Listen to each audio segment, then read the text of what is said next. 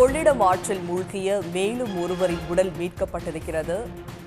அண்மை செய்தியாக பார்த்து வருகிறோம். கொள்ளிடம் ஆற்றில் நேற்று குளிக்க சென்ற போது மூழ்கிய 5 பேரில் 4 பேரின் உடல்கள் மீட்கப்பட்டிருக்கிறது. ஆற்றில் மூழ்கிய 19 வயது இளைஞரை தீயணைப்புத் துறையினர் தேடி வருகிறார்கள். இது பற்றிய விரிவான விவரங்களுடன் இணைக்கிறார் எமது செய்தியாளர் ராஜசேகர். ராஜசேகர், விவரங்கள். சென்னையை சேர்ந்தவங்க இந்த பிராங்க்லின் ஆண்டோ இவங்க 2 பேரும் சகோதரர்கள். அவருடைய நண்பர்கள் 3 பேரும் சேர்ந்து மொத்தம் 5 பேர் வேளாங்கண்ணிக்கு வந்திருக்காங்க.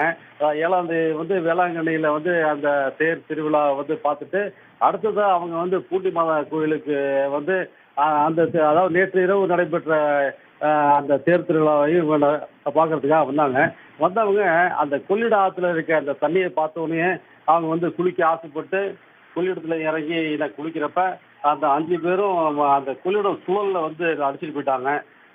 இது இப்போ அதில் அந்த கிஷோர், கலைவேந்தன், மனோகரன்ற உடலை நேற்று மீட்டாங்க.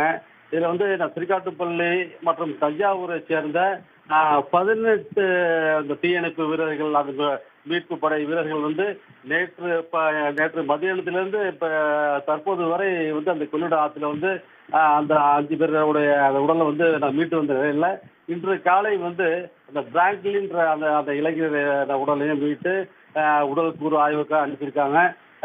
மீண்டும் ஆண்டோன்ற இளைஞர் அவருடைய உடலையும் தேடும் நிலையில் இப்போ இருக்காங்க.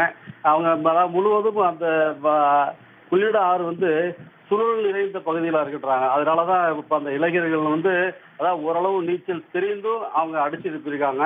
அவங்க எல்லாமே ஒரு 1/2 கிலோமீட்டர் 1 கிலோமீட்டர் தூரத்தில் அடிச்சு கொண்டு போய் அவங்க உடல் அவங்க இறந்துருக்காங்க.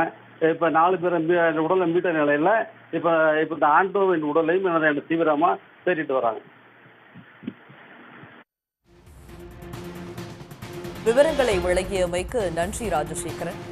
உடனுக்குடன் செய்திகளை தெரிந்து கொள்ள சன் நியூஸ் பெல் ஐகானை கிளிக் பண்ணுங்க.